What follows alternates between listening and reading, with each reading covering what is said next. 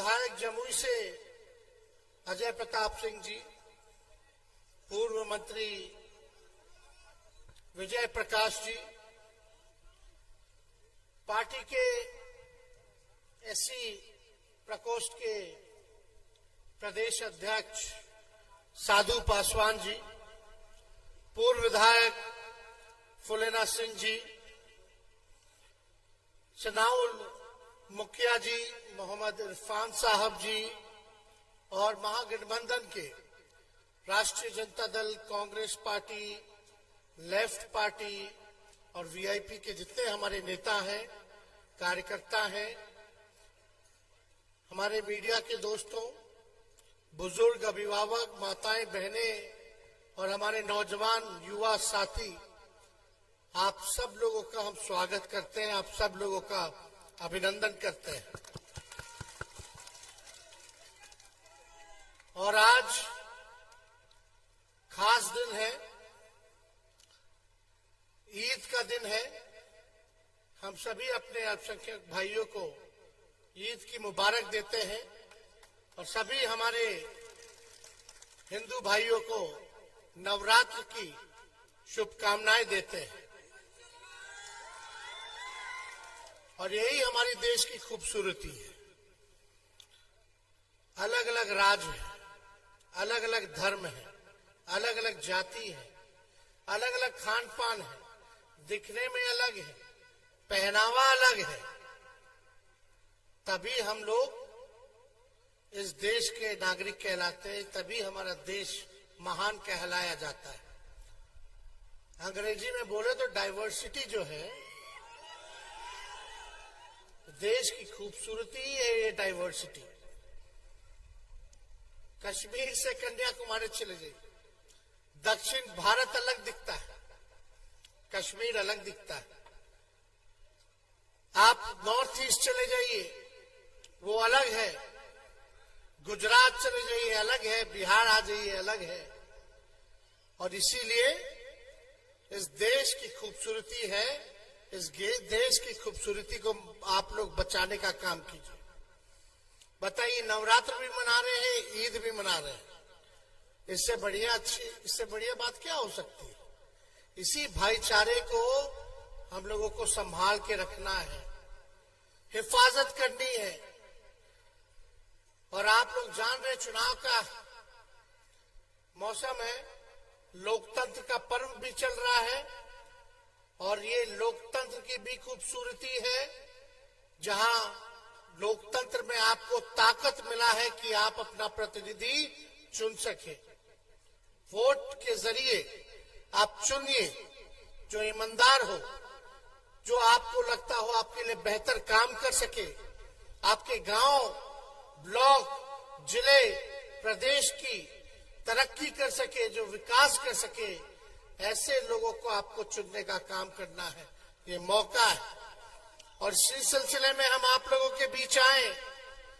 हम लोगों की प्रत्याशी अर्चना रविदास जी हैं, पढ़ी लिखी है, यहीं की लोकल है, मायके भी यहीं, ससुराल भी यहीं। कहीं कोई दिक्कत होगा तो आप तो आ जाइएगा। लक्ष्मीपुर खेड़ा हरला, लक्ष्मीपुर हरला में इनका घर है, झाझा में पड़ता है। खेड़ा में पढ़ाई की है यही इसी ब्लॉक में। तो आप समझ जाइए, कहीं कोई दिक्कत होगा तो आप तो अपनी घर की बेटी के पास आ जाइएगा समस्या लेकर के। लेकिन हम सवाल पूछने आए हैं और आप लोगों को बताने भी आए हैं कि जमुई जो संसदीय क्षेत्र है, ये भाजपा के लोगों ने इसको प्रयोगशाला बना दिया है। प्रयोग करते रहते हैं। आज तक जो है हमेशा बाहर के लोगों को ही जिता रहे, बाहर के लोगों को ही भेजा जा रहा है। ये पहली बार ऐसा है कि हम लोगों ने आपके स्थानीय उम्मीदवार को भेजने का काम किया ताकि आपको समझ सके और आपकी समस्याओं का निदान कर सके। लेकिन आप बताइए, हम आपसे सवाल पूछना चाहते हैं। हम मोदी जी की बात नहीं करने आए, मुद्दे की बात करने आए। और मुद्दा क्या है? बेरोजगारी। बेरोजगारी है सबसे बड़ा दुश्मन हमारा, महंगाई है, गरीबी है, पलायन है। हमारे यहाँ कारखाने क्यों नहीं लगे, किसानों की समस्या ये है। असल में पढ़ाई लिखाई, दवाई, कमाई, सिंचाई और सुनवाई वाली सरकार होनी चाहिए, ये है असल मुद्दा। हमारा मोदी जी से कोई दुश्मनी तो है नहीं, हमारा वैचारिक विरोध है और हम विपक्ष में हैं। हमारा फर्ज बनता है कि हम सवाल करें अपने प्रधानमंत्री से। मेरा छोड़िए, हर एक नागरिक का फर्ज बनता है कि अपने प्रधानमंत्री से वो सवाल कर सके। तो आप बताओ, जमुई का विधायक कौन पार्टी का है बताइए? बीजेपी का है। अब बिहार सरकार में एनडीए की सरकार कितने साल से चल रही है? कितना? 17 साल से ना। एमपी कौन पार्टी का है? एनडीए का। और देश के प्रधानमंत्री कब से हैं? बीजेपी के हैं 10 साल से। प्रधानमंत्री भाजपा के 10 साल से। बिहार में डबल इंजन की सरकार 17 साल से। बीजेपी का विधायक, बीजेपी का सांसद लगातार 3-4 बार से, है कि नहीं? गरीबी है। बताओ नौजवान, हाथ उठा के बताओ कितना लोग बेरोजगार हैं यहाँ? क्या मोदी जी 10 साल, 17 साल विधायक, एमपी सब कुछ जमुई ने दे दिया? एक बार नहीं, बार बार बार बार। लेकिन महंगाई हुई है कि नहीं? जहां दुकान चले जाओ, महंगाई बढ़ी है कि नहीं बढ़ी है? गरीबी बढ़ी है कि नहीं बढ़ी है? पलायन हो रहा है कि नहीं हो रहा है?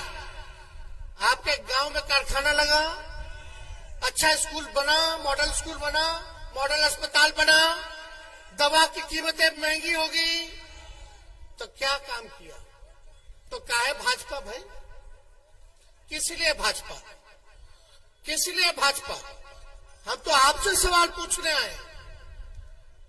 लेकिन आपके भाई को जब 17 महीने मौका मिला था तो 5 लाख लोगों को सरकारी नौकरी हमने देने का काम किया। आप लोग जानते हैं 2020 में हमने क्या कमिटमेंट किया था कि अगर हमको मुख्यमंत्री बनाइएगा तो 10 लाख नौजवानों को सरकारी नौकरी देंगे। बोले थे कि नहीं बोले थे? सबसे पहली बार हम ही ना बोले थे। तो उस समय हमारे चाचा जी क्या कहते थे? कहां से देगा, अपने बाप के पास से पैसा लाके वेतन बांटेगा? असंभव है, मूर्ख बना रहा है। चाचा जी बीजेपी को लात मार करके हमसे माफी मांग के फिर आ गए हम लोगों के पास।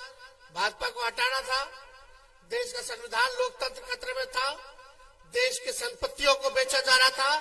हम बोले ठीक है चाचा जी, माफी मांग रहे हैं, आइए आप ही बनिए मुख्यमंत्री, लेकिन एक वादा हम कर रहे हैं कि हमने तो सवाल पूछेगा कि हम उप मुख्यमंत्री बन गए, अब बोलेगा कि नौकरियां कहां हैं, तो हम तो किसी भी कीमत में नौकरी देंगे। और आप देखते रहिए, सोचो जो व्यक्ति, प्रधानमंत्री जी ने कितना नौकरी दिया 10 साल में और इनके 17 साल में राज में कितना नौकरी दिया? कितना? किसी को नहीं पता, क्योंकि दिया ही नहीं तो पता कहां से होगा।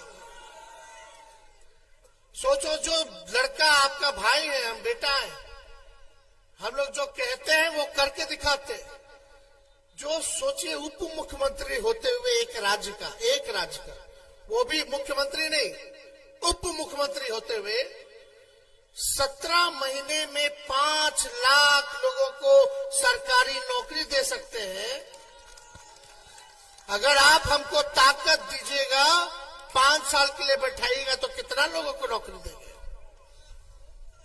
एमपी में जिताइएगा तो पार्लियामेंट में हम लोग जो है नौकरी की आवाज उठाएंगे। सरकार बनाइएगा तो नौकरी देने का काम करेंगे। ये है होना चाहिए। आप लोग देखिएगा जितने तालमी मरकज के लोग हैं, आंगनबाड़ी है, टोला सेवक है, विकास मित्र है, सब लोगों के मानदेय को, आशा ममता के मानदेय को हम लोगों ने दुगुना करने का काम किया। जाति आधारित गणना कराई। जाति आधारित गणना जातिवादी वाली बात नहीं है, ये एक्सरे है, एक्सरे, ताकि अपने राज्य का स्थिति पता चले, कौन लोग कितनी संख्या में, और जो लोग हैं बिहार के लोग वो किस हालात में रहते हैं, कौन लोग गरीब है, किसके घर में नौकरी है, कौन बेरोजगार है, कौन भूमिहीन है, कौन नाला साफ करता है, कौन रिक्शा धोता है, कौन मंदिर मस्जिद के बाहर भीख मांगता है। इसलिए हम लोगों ने कराया, आंकड़ा आ गया सामने, पता चला स्वर्ण जाति के लोग भी गरीब है, उससे ज्यादा गरीब पिछड़ा जाति के लोग हैं, उससे भी ज्यादा गरीब अति पिछड़ा जाति के लोग हैं, और सबसे गरीब जो है वो दलित भाई है, वो आदिवासी भाई है, और कुछ सेगमेंट अल्पसंख्यक भाइयों का है। हम लोगों को पता चला, अच्छा भाई ई परिवार के पास घर नहीं है, ई परिवार के पास नौकरी नहीं है, ई परिवार वाला भीख मांगता है, ई परिवार वाला रिक्शा चलाता है, तो हम लोग योजना बनाएंगे और उनको आर्थिक मदद करने का काम करेंगे। क्या था, जिस घर में नौकरी नहीं उसको 2 लाख रुपया, जिसका पक्का मकान नहीं उसको पक्का मकान बनाने के लिए 1,20,000 रुपया, और जो भूमिहीन है जिसके पास कोई जमीन नहीं है उसको 1 लाख रुपया। लेकिन ये काम करते करते योजना सारा बन गया, इधर से चाचा जी फिर पलट गए। हम लोग काम कर रहे थे, रात रात भर अस्पताल में घूम के छापा मार रहे थे, इलाज अच्छे से हो, डॉक्टर आए, ओपीडी डबल कर दिया, दवा की संख्या बढ़ा दी, अस्पताल में साफ सफाई होने लगा, लेकिन काम इन लोगों को पसंद नहीं आया।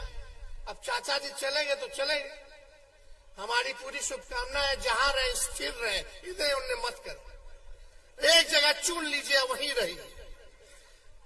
अब बताओ 5 साल के लिए मुख्यमंत्री बनता है, 3 साल हो रहा, 3 बार ओथ ले ली, ऐसा मुख्यमंत्री देखा है भाई?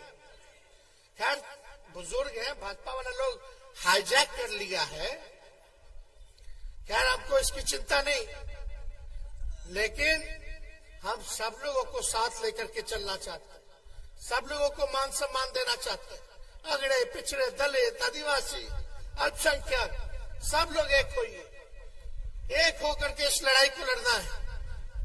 और अपने आप को जो लोग आ रहे हैं, हम तो पूछना चाहते हैं, चलो चिराग जी यहां से कितने साल से सांसद रहे, उनका पार्टी का ऑफिसों नहीं खुला, होटल में ना रहते थे। हाँ, आज चिराग जी के जीजा जी कहाँ रह रहे हैं? होटल में। अब जीतते गए समस्या होगी तो आप होटल जाइएगा, कहाँ रहेंगे?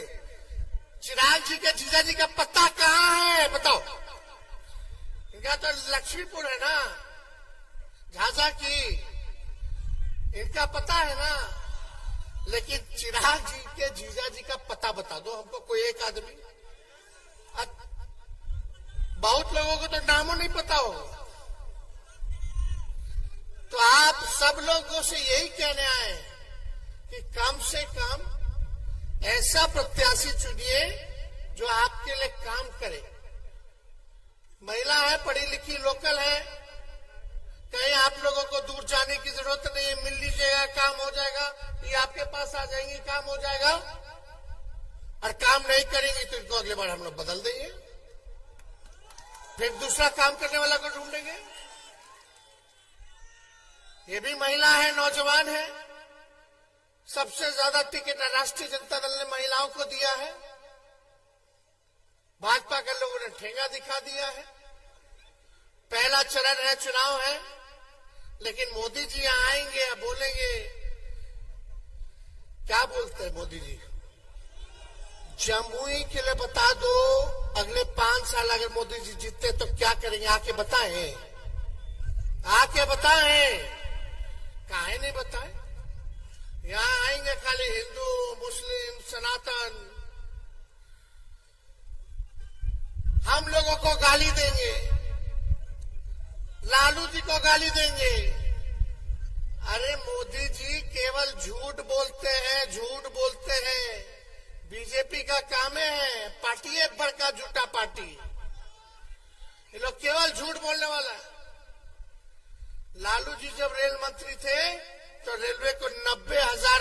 का मुनाफा दिए। आज तक कोई रेल मंत्री नहीं दे पाया इतना 90,000 करोड़ का मुनाफा। लालू जी थे तो प्लेटफॉर्म टिकट कितना रुपया में मिलता था? 3 रुपया में। अब जाएगा तो 50 रुपया में मिलेगा। टिकट का छोड़िए, प्लेटफॉर्म टिकट का किराया कितना महंगा हो गया। टिकट कटाइएगा, यहाँ से दिल्ली जाना है, बम्बे जाना है तो कितना महंगा हो गया। लालू जी थे तो 4 कारखाना दिए रेलवे का। अब रेलवे का जो भी बोगी उसका पहिया यही बनता है बिहार में। छपरा में दिया, मधेपुरा में दिया लालू जी ने। जितना कुली भाई था उसको परमानेंट कर दिया पूरे देश भर के कुली भाइयों को। बताओ, ये लालू जी ने काम किया। देश विदेश से, हार्वर्ड यूनिवर्सिटी से, एनसीआर से लोग आते थे, पढ़ते थे। लालू जी को मैनेजमेंट गुरु के नाम से जानेंगे। कुहार जाति के लिए लालू जी ने कुल्हड़ चलवा दिया ट्रेन में ताकि उनका रोटी रोजगार पेट चलता रहे। आज क्या हो रहा है रे भाई? लालू जी तो सोचते थे कि भाई गरीबों एसी में चढ़े, सफर करे। इसके लिए गरीब रथ भी चालू करवाया था लालू जी ने। स्लीपर के भाड़े में एसी में सफर करता नजर आया गरीब। लेकिन ये मोदी जी रेलवे को बेच दिए, प्लेटफॉर्म बेच दिए, बीएसएनएल बेच दिए, एयरपोर्ट बेच दिए, सब चीज बेच दिए, एलआईसी बेच दिए। आप सब ये सब निजी हाथ में। अब नौजवान लोग, कितना लोग तैयारी करते हैं यहाँ नौकरी के लिए? करते हो। पहले रेलवे में कितना बहाली निकलता था, अब क्या हाल है? अब मिलता है नहीं ना। देख लो, जब तेजस्वी था तो 3 महीना के अंदर बीपीएससी से परीक्षा करा करके उनको नियुक्ति पत्र दे दिए। एक साथ लाखों लोगों को दिए, एक दिन में दिए। तेजस्वी जैसे बाहर हुआ, बिहार में पेपर लीक हो गया। पेपर लीक हुआ कि नहीं शिक्षक वाला? कैसे बेईमानी शुरू हो गया रे भाई? ये सब समझना पड़ेगा। हम लोग नौजवान हैं, नए सोच के नया बिहार बनाना है। अभी से आप लोग ताकत दीजिएगा। लोग सब कहता है एक बात कि मोदी जी ने और चिराग जी ने टिकट जो है अच्छा नहीं दिया, प्रत्याशी अच्छा नहीं है। तो भाजपा का वोटर बोलता है ऊपर देख करके वोट देना है। कहां देख के? ऊपर देख करके वोट देना है, यानी मोदी जी को देख करके वोट देना, प्रत्याशी कुछ हो। अरे जब तक आपका गांव में विकास नहीं होगा तब तक देश में विकास नहीं हो सकता। गांव से ब्लॉक बनता है, ब्लॉक से जिला बनता है, जिला से राज्य बनता है और राज्यों से ही देश बनता है। तो जो भाजपा के लोग अगर सोच भी रहे होंगे कि जान रहे कि अच्छा प्रत्याशी नहीं है, बाहरी है, लेकिन ऊपर देख करके मोदी जी को वोट देना है, तो उन लोगों को बोल दे कि मोदी जी भी नीचे नहीं देखते हैं, गरीब को नहीं देखते।